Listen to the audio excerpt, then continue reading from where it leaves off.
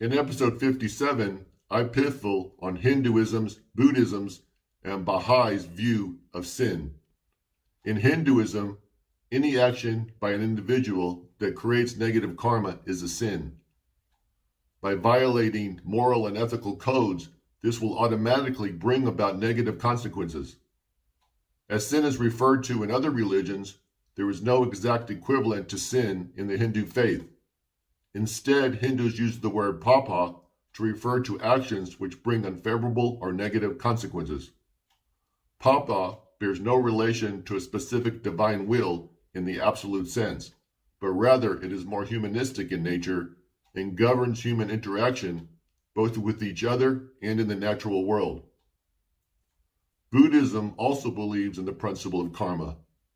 They teach that suffering is brought about as a direct consequence of what they have determined to be the three poisons: greed, anger, and delusions. While there is no direct equivalent of the Abrahamic concept of sin, Buddhists recognize wrongdoing as something which creates negative karma. In Buddhism, sin is not based upon the dictates of any formal deity. Karma means action and motivations, either good or bad, and it is the most important consideration of any action. Karma can result from any action, either from the body or the mind, including speech.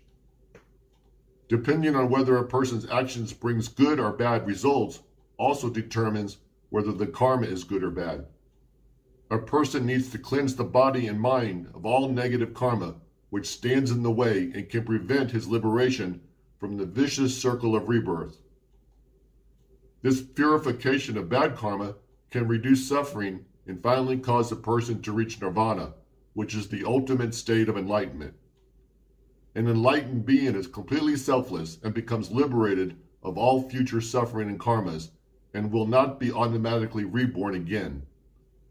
In the Bahai faith, all humans from the moment of their birth are considered naturally good, and in fact, they're perfect.